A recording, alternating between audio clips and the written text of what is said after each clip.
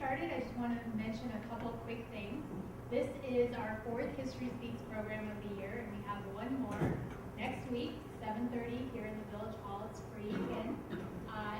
It's a program by art historian Virginia Maher, and she's going to tell us about Ephraim's own Madeline Turtellow. She was an artist, she was a filmmaker, she founded Peninsula School of Art, and those are just a few of her accomplishments. So I hope you can join us next week to learn a little bit about Madeline Turtellow.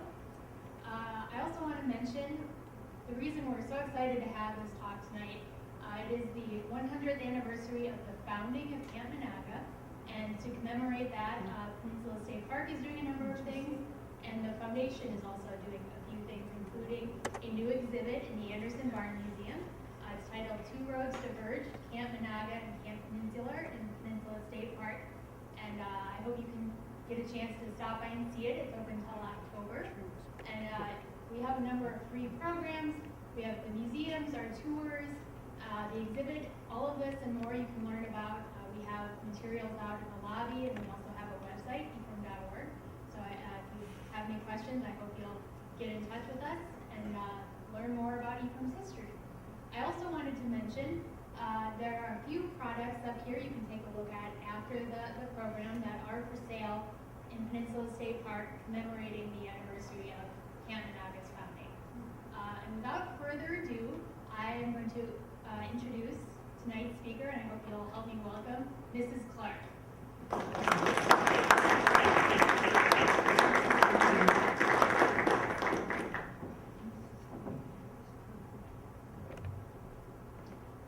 I cannot tell you what a thrill it is. I hope you can hear me with this fangled contraption. What a thrill it is to be here and to speak about something that is so near and dear to my heart, Camp Meenahga. My name is Mrs. Alice Orr Clark, and with my friend Katie Mabley, 100 years ago, July 12th of this year, we opened our doors to an adventure of a lifetime. Now, as I share things about Camp Meenahga with you, I'm going to try my best to not get too distracted and ramble on. I'll try to stay focused, and I do know that you may have questions.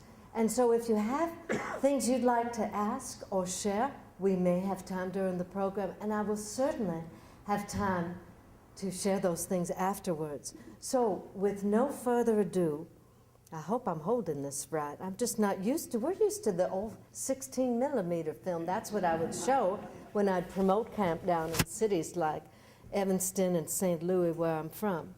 So let's go ahead and begin. As I said, hard to believe 100 years ago, my life changed, and my life's purpose, my vocation, really came to be. Now it all started with my friend, Frances Katie Mabley. And let me tell you a few things. I was a woman with 2 children. And I don't tell many people this.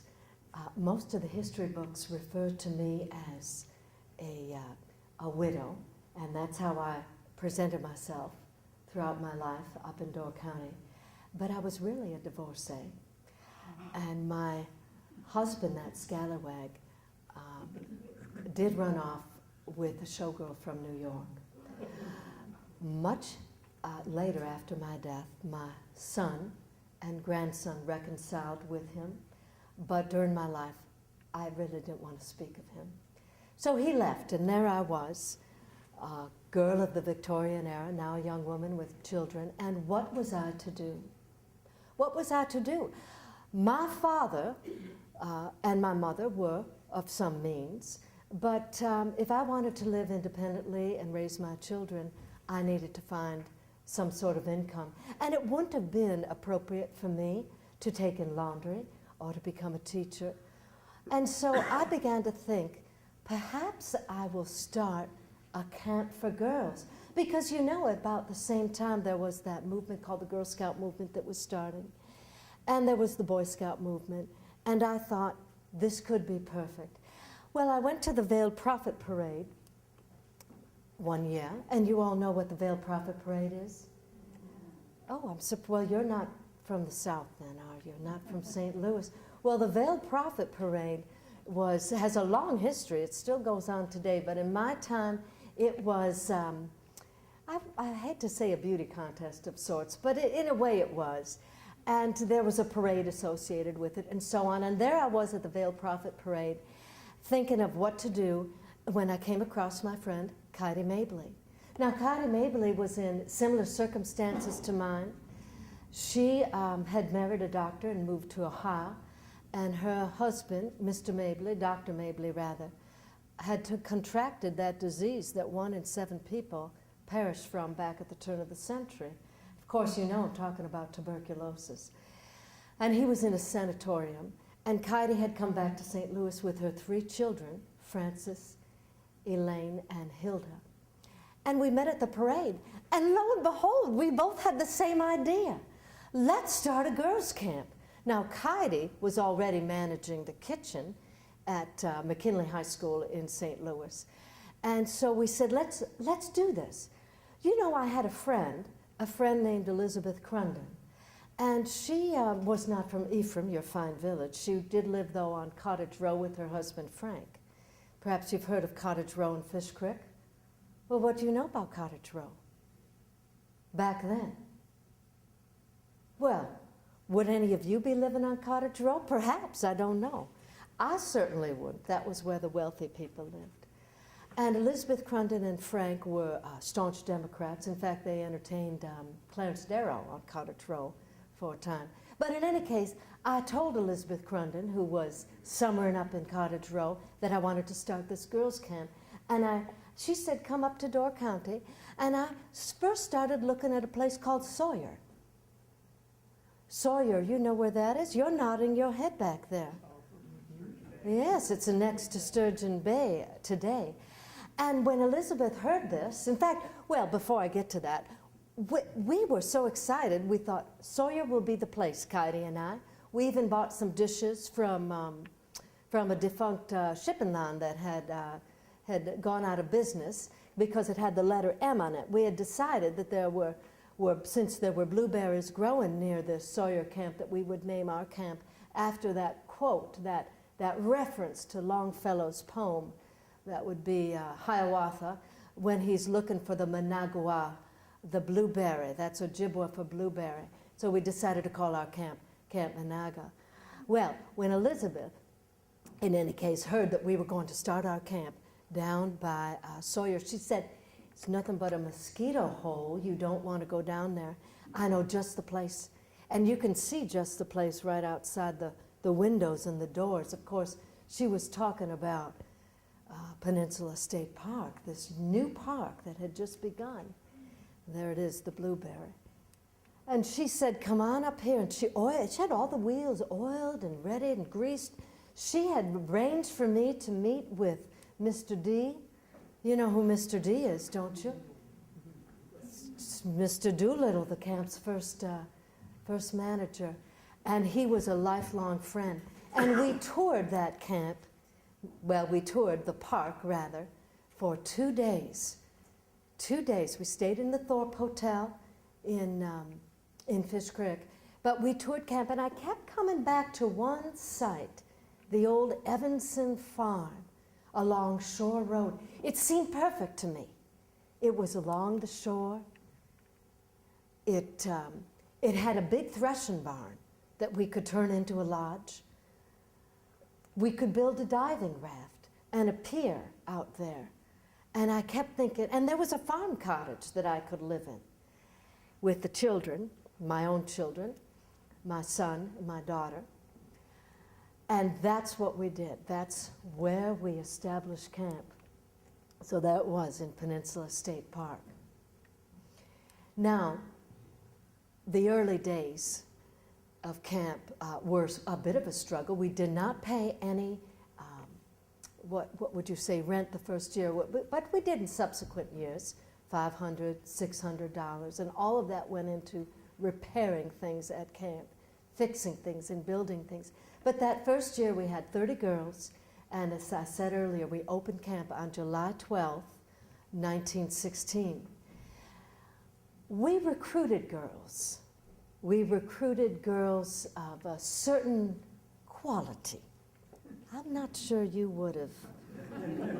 You would have needed at least 3 references. And we had some interesting folk who attended camp. The Kimberly Clark girls, the Diamond Merchant's daughter. You know Alice Holtz. Have you heard of the Diamond Merchant? Ferdinand Holtz, I think some of his land became Newport State Park. In fact, the Maximilian diamond that he held for most of his life was recently on sale at auction at Christie's for $1.7 million. In any case, these girls came for 7 to 8 weeks, and they paid throughout all of camp's history between $250 and $300 for that summer experience. We were quite interested in offering what we called athletics. Now, mind you, we had to assure the fathers and the mothers that our Meenahga girls would only participate in 1 strenuous activity a day. We knew that we did not want to, although this wasn't spoken as bluntly as I'm saying here, and forgive me, I know we're in mixed company, but we didn't want to take any chances with, what would the word be, with compromising our young girls' ability to marry and become mothers. We knew that was their important role at the time.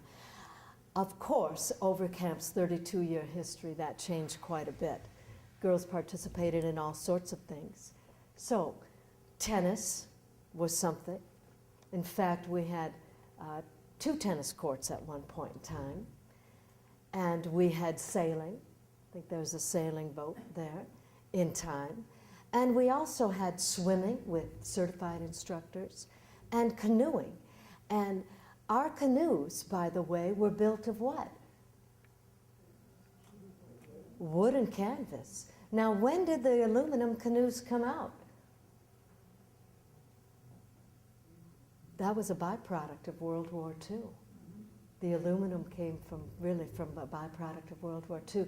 And of course, one of the jobs was to paint those canoes that dark green color that we loved. So, as I said, we had tennis, and we had sailing, and we had canoeing, and we did a lot of hiking to places like Devil's Pulpit and Sven's Bluff. My friend Cottage, in those early years in the 1920s, she and the girls would sleep out on Sven's Tower. Cottage would never go to the top, but the girls certainly would. Sleep out overnight. Well, we divided the girls into 2 teams called the yellows and the purples. Those were our colors. And we really wanted to teach them honorable play, sportsmanship, fair play, doing your best, being a good winner and a good loser. So those were some of the things we valued at camp. We would give out M Awards, which were Meenahga Awards, at the end of each season. And we would give these awards for the girls who perhaps showed the most improvement in tennis, it might be, or badminton, or even jacks. Played that once in a while as well. Well, one of the favorite things of girls to do, and there was a little bit of an extra cost. It was usually started out with a few dollars for extra riding lessons, but we had horses at Camp Meenahga. I don't know if you know that there were horse trails in Peninsula State Park for many years, up until 1964, when Toddy Cornell, you recognize that name? Yes, when he passed away, I've heard that the superintendent was there the next day saying to the survivors, the lease is up, vacate. I think that's a little bit of a stretch, but that's what Mr. Herbie Hart used to tell, that they wanted him out right away. And of course, Herbie Hart, I'm dropping names, I hope you don't mind, the son-in-law of Mr. Cornell's. Herbie Hart's honeymoon cottage is now the Ranger House, right across from the drive-in theater. It's still there. Well, I digress. So we had different riding masters at camp. One of the first riding masters was named Hans Berg, and Mr. Berg brought up saddlebred horses from Milwaukee. And these were beautiful horses. This wasn't the days of Bonanza and Gunsmoke. It was before then. And our girls took English riding lessons. We had 3 riding masters over the course of camp's history, Mr. Berg, Mr. Christensen, and the last one was Toddy Cornell's. Now, Mr. Berg met a surprising end. At least I was surprised. And like any woman of culture and manners, in our camp yearbooks, the Pack and Paddle, we just advised the girls, the campers, that Mr. Berg had passed on, that he had lost his life.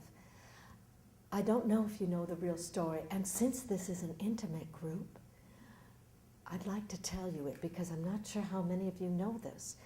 So there are 2 women out there who have volunteered to read something from the paper at the time. This would have been 1924 when we heard of Mr. Berg's death. Yes, please stand up and share it with us. And I don't want to be impolite, so I'm hoping you keep this within the room. In February 1924, a shocking telegram that quoted a Milwaukee newspaper arrived at Lundberg's store. Hans Berg, 57, had killed himself at 3:30 p.m. by firing a bullet into his head in the club stables. While worry over financial affairs and a recently completed lawsuit was generally believed by friends to have been the cause of his action, a suggestion of mystery was thrown about the affair by statements from his wife, his physician, and the aged caretaker of his stables, to the effect that some other matter was preying heavily on his mind. With his wife of 10 months, Viola Speckenberg, just 30 years his junior, in a state of collapse at her home, 717 Racine Street, friends are trying to figure out what she meant by her hysterical exclamation a few moments after she returned to her home from the scene of the tragedy. "That woman from St. Louis!" He was worried. "I hope she's gone." Well, this Mrs. Berg was the 3rd wife of the riding master. She mentioned the name of the hotel where she believed the woman she referred to was stopping. She said she believed the woman was the owner of land at Fish Creek. Walter Kerr, for 9 years the caretaker of the Berg stables, added that information that Mr. Berg had told him that he feared a possible legal action from a black-haired girl from St. Louis, who 2 years ago spent the summer in Fish Creek. Mr. A. Shrutnik, secretary of the club and physician to the riding master, declared that Berg had confided to him a fear that legal entanglements might result from his acquaintance with a certain girl before his marriage to his 3rd wife. My. Well, we also had other activities like archery. And down below here, you can see the Camp Meenahga Woody, one of the woodies that we'd had over the years. This particular one will be on display August 2nd and 3rd at the park if the weather is good. Do you know it's being restored at Lemieux Toyota? Did you know that? And the reason we know it is indeed, I would know just by looking at it, that Woody at Lemieux Toyota is the Meenahga Woody is because the graffiti inside, underneath on the roof, included words like yellows and purples and some of the names of the girls. So how about that? Isn't that interesting? Well, there's a map of camp, and that's the same map that you have in your hands. Meenahga Spirit, what was it about? We wanted girls to celebrate themselves, to celebrate service to country, service to family, to play fairly. One of the most coveted awards that we gave was the Camp Spirit Award. And each year we nominated and awarded that to one very special Camp Meenahga camper. There they are, arriving in camp in the 1940s. Now, do you notice anything about that photograph? What are the girls wearing? Dresses. Certainly, because back in the day, well, whether you traveled by train or bus or in time airplane, you dressed. Some of you may remember dressing up. Now we're so casual, aren't we? And here are the girls at mail call in their uniforms. This was a picture again. The uniforms changed a bit over time from the big bloomers to these midi blouses and shorts. Well, I mentioned the Evanston barn, and I wanted to share a couple pictures of things that were at camp back in the day. The barn was turned into our 100-foot lodge, and we did put additions on over time. But look at that and imagine what that must have looked like as you drove along Shore Road.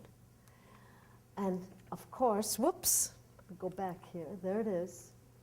All right, well, we'll go on to social graces. I've mentioned athletics, but I also want to emphasize that for me, having the girls accustomed to the social graces was imperative.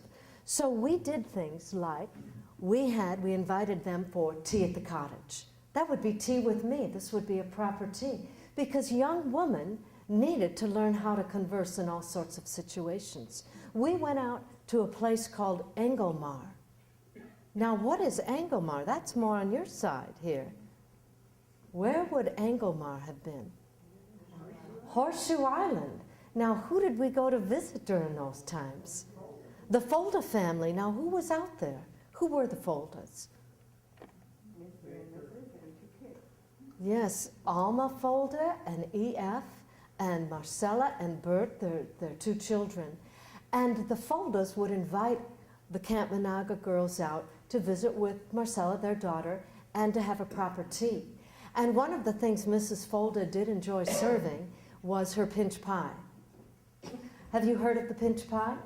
Oh my goodness, well, it appeared in the first edition of Joy of Cooking. And we're pretty sure of that. I've heard that from several sources. She told me that herself. Now, what is a pinch pie? I've made one. Have you ever made one? It's a meringue pie. So it's a meringue, and then you have fruit on top. That's really what a pinch pie is. And making a meringue is difficult. It's tricky.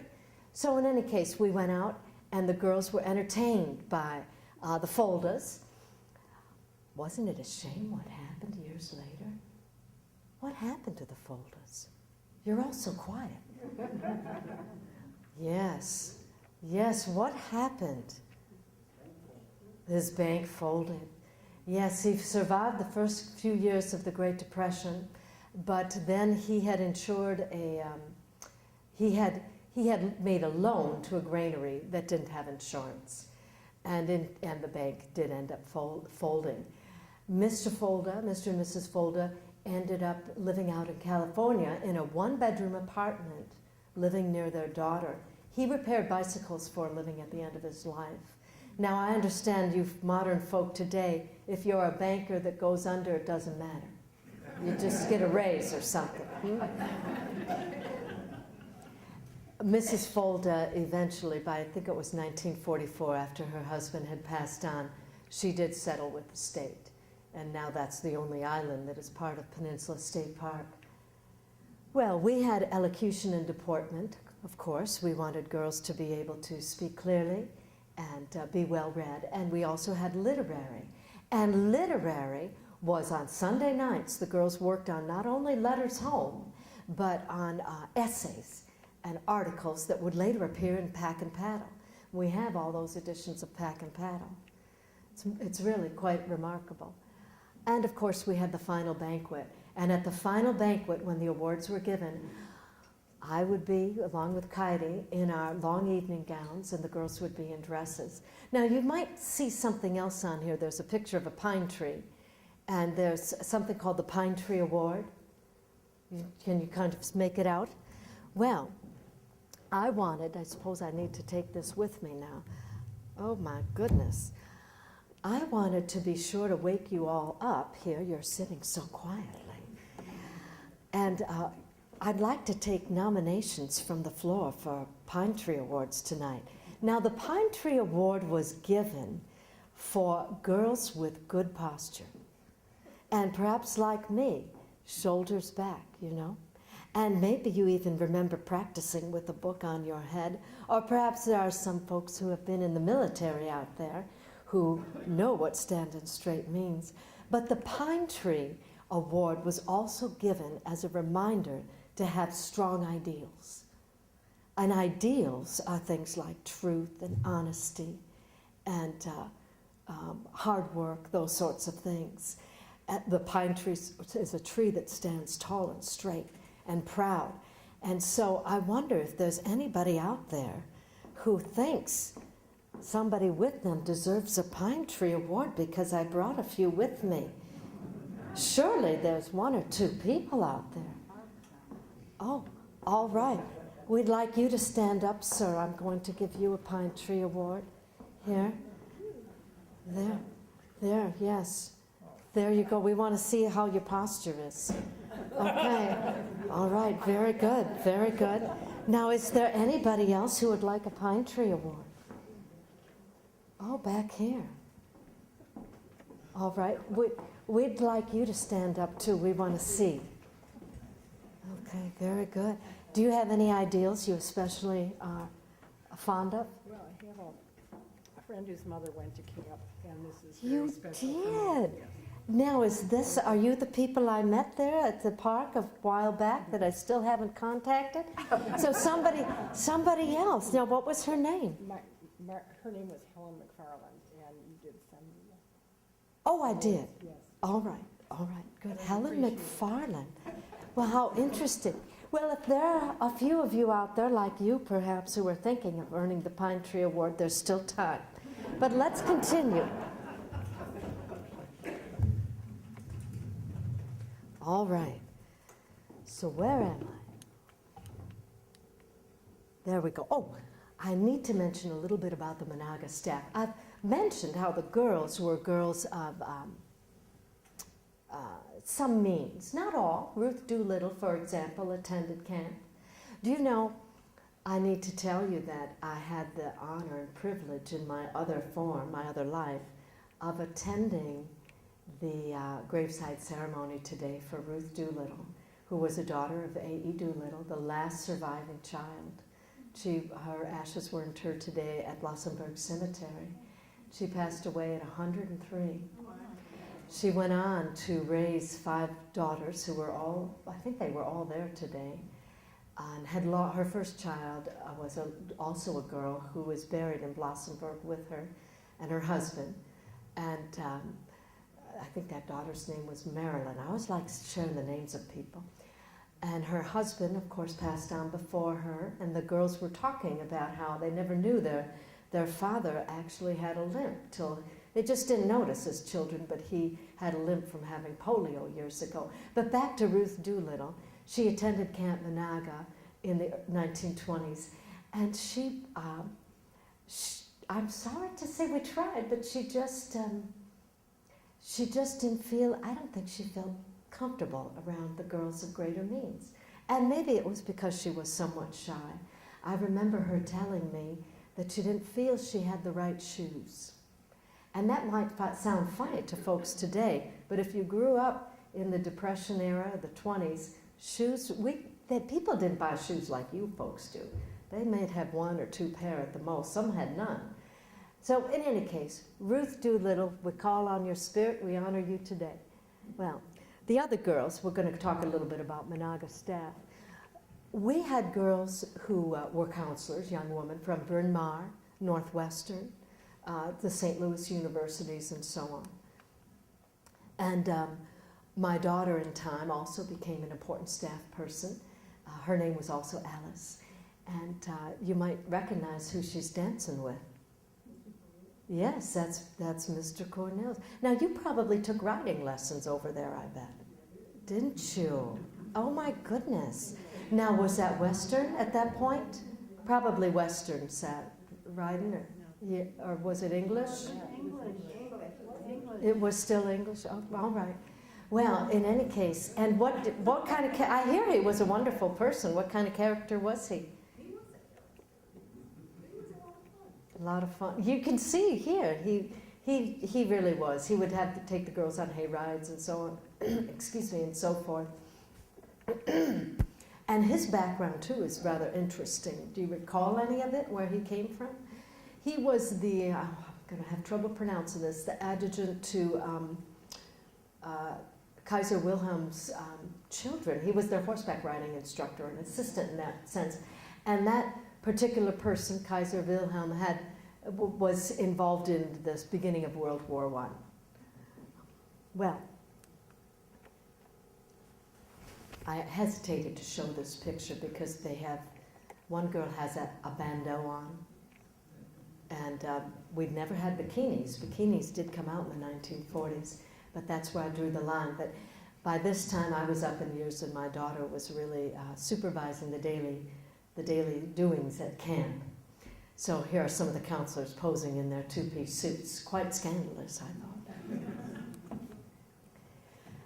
I do want to also really mention that many of our campers and camp masters, those would be the men who worked at camp, and did some of the heavy lifting that I deemed too inappropriate for young girls to do, served in the wars. Now, our girls always raised money for the Red Cross for both World War I and World War II. We did this by having theater plays at the amphitheater, not the one you're thinking of, but the natural amphitheater by the tennis court. And we would sell Kodak pictures, brownie pictures to the tourists that went by. And my dear friend Elizabeth Crunden, whom I mentioned earlier, she was in charge of the Red Cross division, I suppose you'd say, in St. Louis. And so she had the girls knitting blankets and washcloths. And later on, we would send the money we earned to the French orphans from World War I and again in World War II. Now, as far as World War II goes, we had at least one of our campers, Adolpha Meyer, who was one of the Angels of Bataan. Now, does anyone out there know their history and know what that means? Well, she was interred in a Japanese prisoner of war camp with about 60 other nurses. And nowadays, people know more about the woman who served. But Bataan, of course, I hope all of you, and if you don't, you better look it up, know about the Bataan Death March. That was one of the most horrific death marches from our Allied point of view, our American point of view in World War II. And we had another man named James Howard. Do I have that right? Well, sometimes things leave my mind. And he was one of the, went on to be quite a fighter pilot. Here's his picture. And he was a Burma Fighting Tiger. Now, what does that mean? Yes, he was quite an ace pilot. Now, somewhere here, here's what I wanted to share. And you know, my grandson had to remind me of how famous Major Howard became. By the way, he was one of the youngest pilots to earn the rank at that time. But in the Pack and Paddle, we wrote, because he came to visit his sisters at camp. And the girls wrote, about a week before VJ Day, Colonel James Howard, a brother of former camper Martha Howard, visited camp during luncheon. He told us all about the new discovery. Now, what do you suppose that was? Right before VJ Day, what happened? The atomic bomb. There it is in Camp Meenahga's yearbook. He told us of the great damage it did in Japan, and that he felt that soon the war would be over. Sunday night, August 12th, Nancy Hamill made the long-awaited announcement during literary. Shouts and screams of joy filled the air, and many girls had a hard time singing the Star-Spangled Banner and missed their tears of joy. After saying goodnight to Mrs. Clark and Mrs. Day, that would be my daughter Alice Day, everyone was hurried off to bed. They're too excited to go right to sleep. The next day brought news it was a false alarm. Then on Monday and Tuesday, every camper at one time or another hurried into the lodge to listen to the radio. 5 minutes after the dinner bell had rung on Tuesday came the official report that Japan had miraculously surrendered. Bursting with enthusiasm and happiness, we sang songs during the whole meal, every patriotic song anyone could think of, and just as loud as possible. And I know you today might be thinking, that was a horrible thing. It's horrific.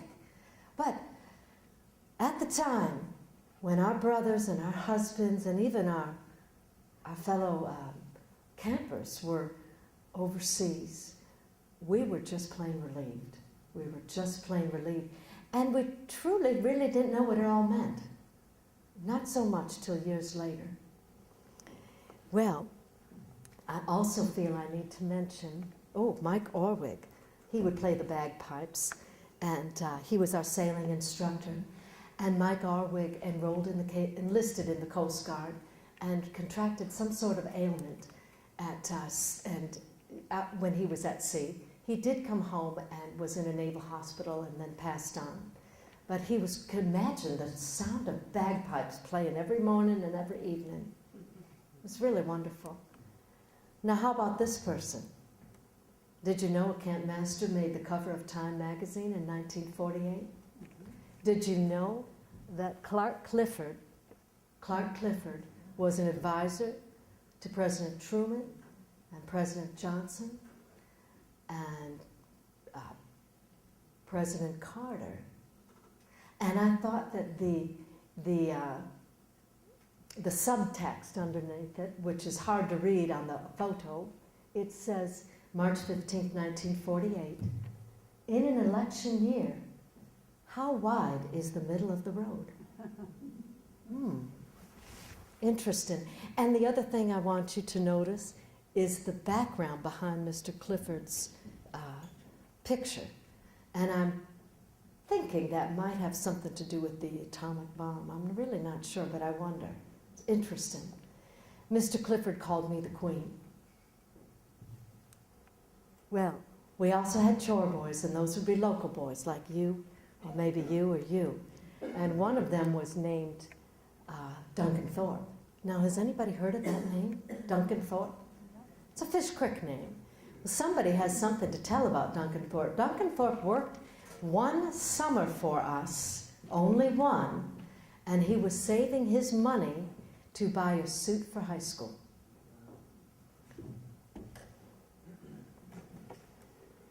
One day, Thorpe apprehended a 16-year-old named Rosalind stealing cigarettes from his tent.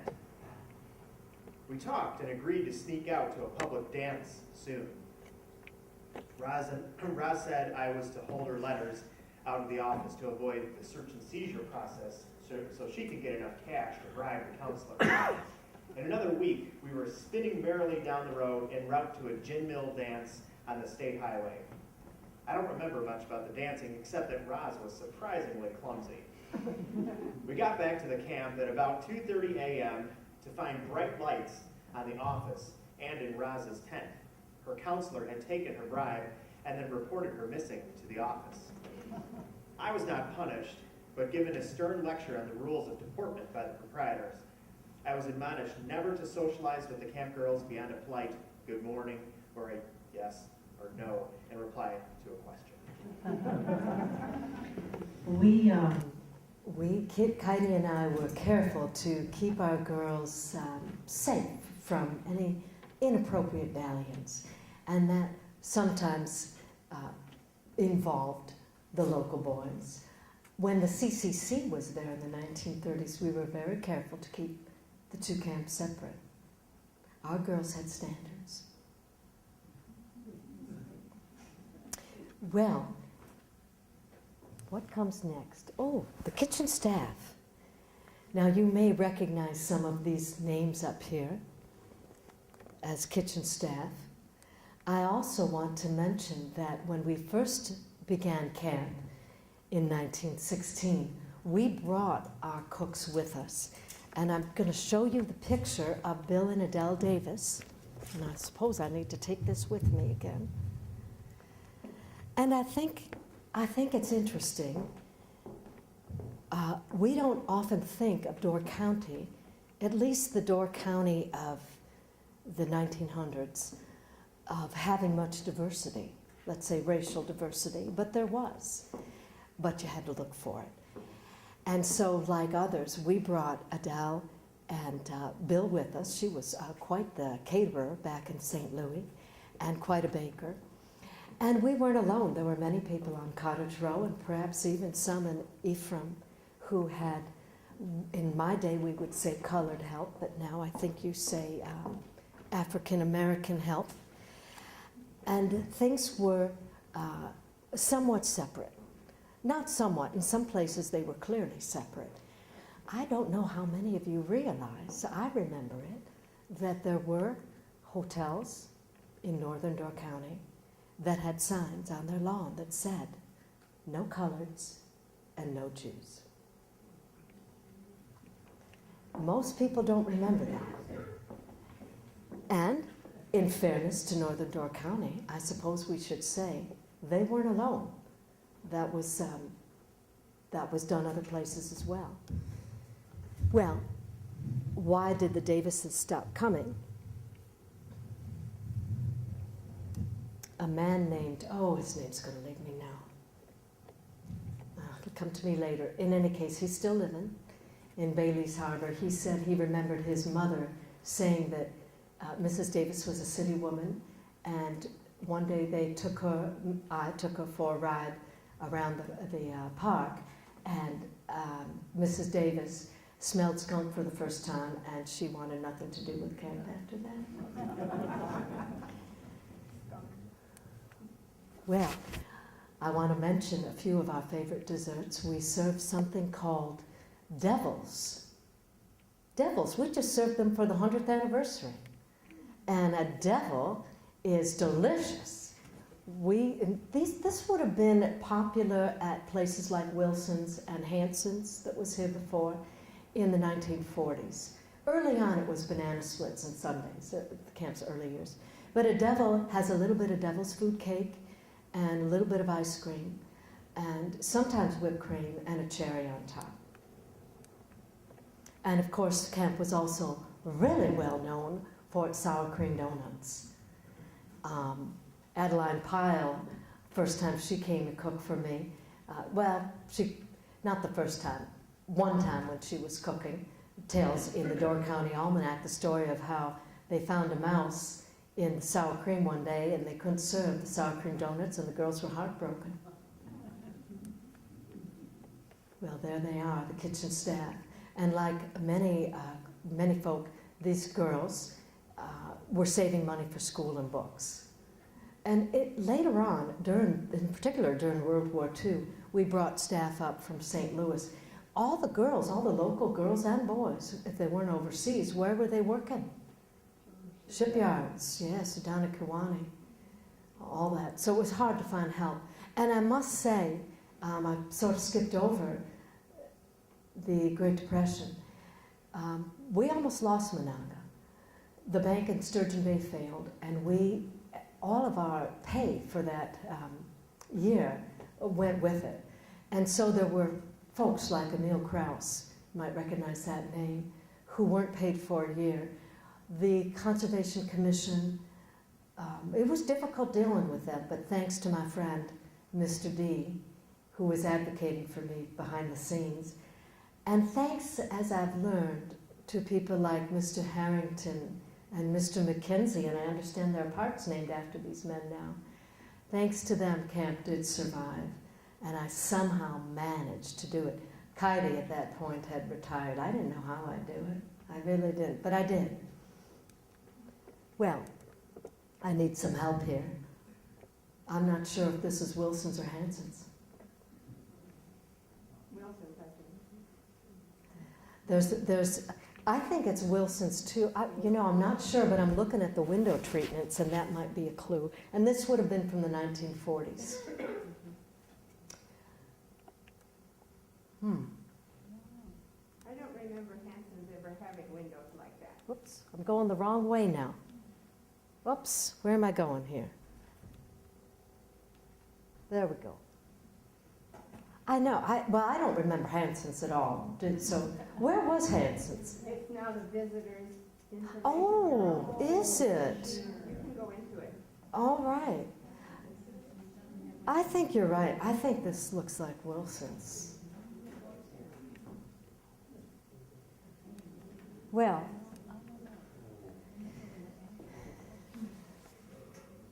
well. There we are on the steps of camp. There the girls are. Can anyone pick out the saddle shoes? And does anyone see what letter they're forming? The letter M. Need to grab something here. One moment, please. Do you know, and they're sitting by, to the right is the old lookout. And the lookout was originally a lime kiln. And then we built, I suppose you'd say a gazebo type thing over it. And that's where we'd meet sometimes, or they'd gather before the girls would swim or canoe or leave for the Ephraim regatta or whatever it might be. Sometimes there were folk, I didn't really want to know about this, who would rendezvous. There were some crushes that went on in camp. My own son, Benno, in fact, married a Bach girl who lived in the park in time. In any case, memories, and all that's left, all that is left are broken steps, just like a set of piano keys. Breaks my heart.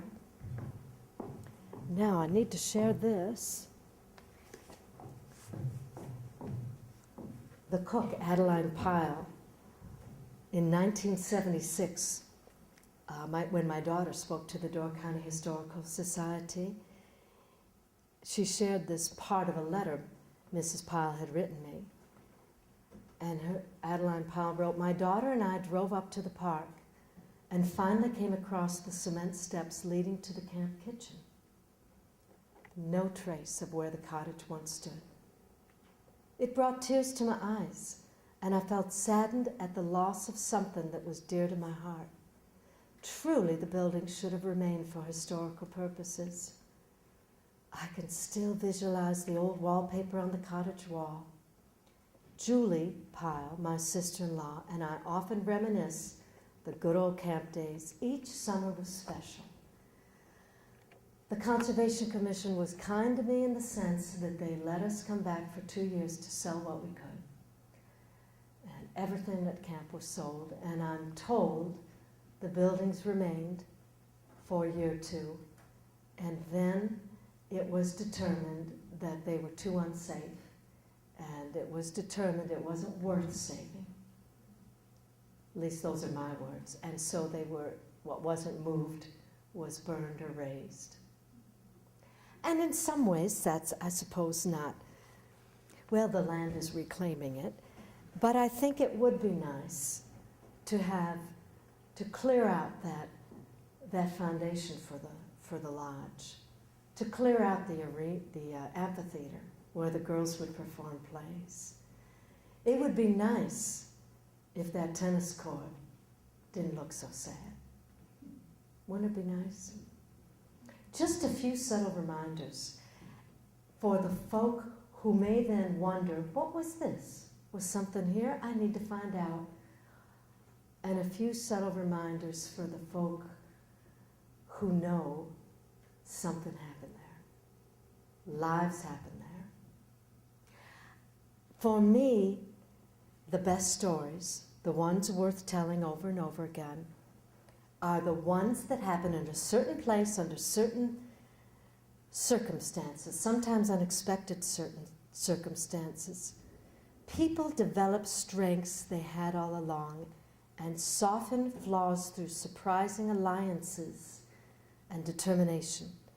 In real time, events seem to happen by chance, but in hindsight, destiny is foreshadowed.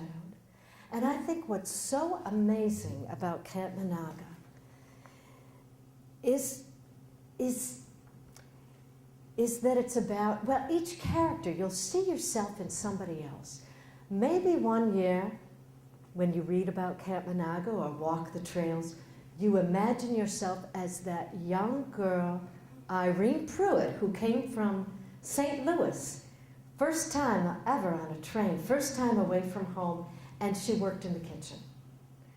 Or maybe you see yourself in Kitey Mabley with 3 daughters and a husband that passed on and needing to somehow manage, my dear friend Kitey. Or maybe you see yourself in Mr. D, our beloved friend who worked quietly behind the scenes for us, but was careful to keep his bosses pleased to the extent that he had to. Maybe you see yourself in me, a woman who looked at camp as more than just a way to make money, but as a vocation, as a way to really touch lives. Touch lives. So with that, I'd like to, maybe what we'll do is close on a not such a melodramatic note, but we're going to sing one of the old camp songs. And I understand that you have sing-alongs here quite a bit, don't you? And so on the back of that map is one that you may have sung over the years. I don't know. It's a song you don't know because you don't have, I'm looking at her and she doesn't know. She doesn't have the song, the music. But it's the song called To Moonlight Bay. And I'll sing it through once, and then I think you can join me. And I bet some of you know this, don't you? And if I go off pitch, forgive me. As we were drifting along, you can join in if you want now. On Ephraim Bay, you could hear a comets calling. They seemed to say, oh, we have paddled enough, so let us stay. And in Cedar Springs we'll camp on Ephraim Bay, on Ephraim Bay. And how about the second one, which, by the way, you've recognized Happy Days Are Here Again as FDR's campaign song. By the way, my daughter's first husband, who passed away when they were just married a few years, convinced me to vote for FDR. That's a whole other story. In any case, and that has to do with Southern Democrats and Republicans and how the parties have changed and who was what back when and on and on and on. But in any case, Happy Days Are Here Again actually was a song that was popular in the late 20s and appeared in Camp Meenahga before FDR. So we changed the words, the girls often did, and it goes like this. Sing along with me. Camping days are here again. The girls we love are here again. We have made our friendships true again. Camping days are here again. Camping days are here again. Our days of joy begin again. We're back on old Green Bay again. Camping days are here again. And with that, folks, I'd like to thank you so much for coming. Be sure to pick up a Peninsula magazine and the yellow brochure. I'm going to grab this again. The yellow brochure over here actually has some Camp Meenahga history, if you don't know about it. And I'll take last nominations for the Pine Tree Award. And I'm also going to mention, if you have ideas about the park or things you'd like to see, or perhaps something about this program, these comment cards go right to not just my boss in real life, but the head of the parks. And his name is Ben Berge, and guess what? He was the assistant manager at Peninsula about 10 years ago. So that really bodes well for Peninsula. He loves the park. In any case, you don't even need a stamp. You can just pop these in the mail. So thank you very much. We'll give those who want a time to get up and leave or stretch, and then I will take some questions if you have any questions. Thank you. Thank you very much. I'll set this down. Yes. The girls were about 8 years old, all the way on up to 18. And I will say that my own daughter, Alice, when some of the girls became too old, really, for camp or didn't want to be counselors, for a time we had a place called the Club. I don't know if you know that the park had 2 golf courses at one point. One was by the old Camp Meenahga, and that didn't last very long. But there was a building left that was turned into the Club. And so some of these girls would come and visit camp. And another question is, what brought the demise of the camp? What? You know, the camp, I wouldn't say there was a demise of the camp. We have many letters between Mrs. Clark and the names like Harrington and Mackenzie and so on in our archives. At that point in time, I was 70 years old. And my daughter, although she loved camp and was wonderful with it, had a young boy to raise. And the Conservation Commission, as I'd like to say, was changing. One of the big changes was who wasn't there anymore. Mr. D. Mr. Doolittle had well, let's just say he retired under duress. Now, some would say he needed to retire, and there could be a time when they're going to say about me, is she still here? Get rid of her. But when you're the one they're trying to get rid of, it's hard. And he had some health issues related to heart and so on.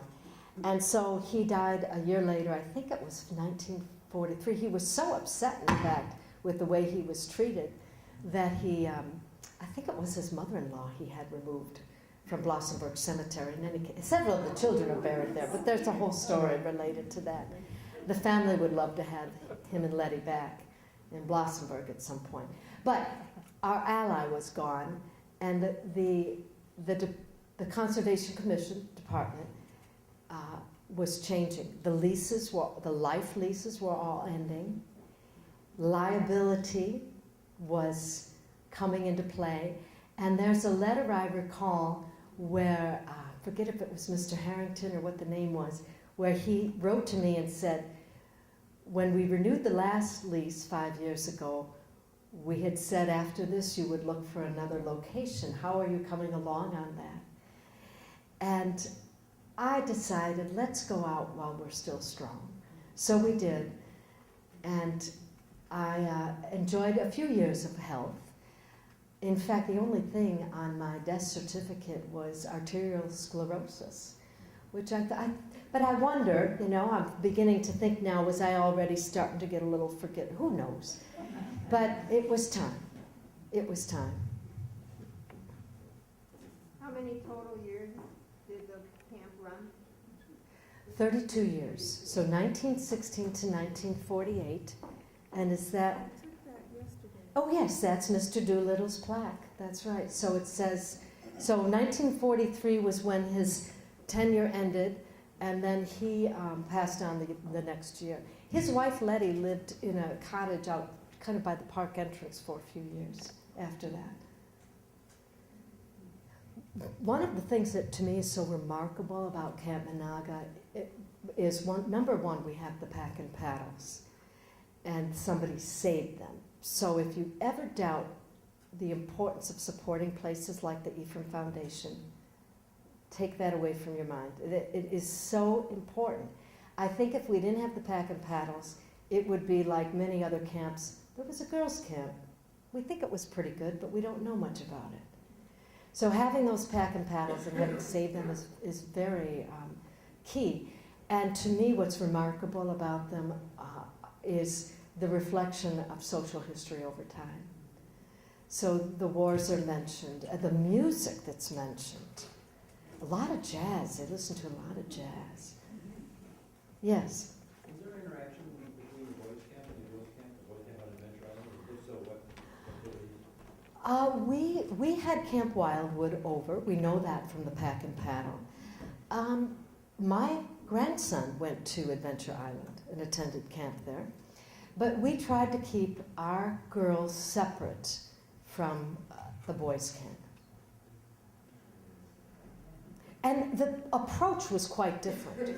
You know, you've heard about Mr. Kinney, Skipper Kinney, I think his name was, and how his approach was, he would say more democratic in that you don't have to do chores, but if you don't, you're not going to eat. Or you don't have to write a letter home, but if you don't, you won't have a meal.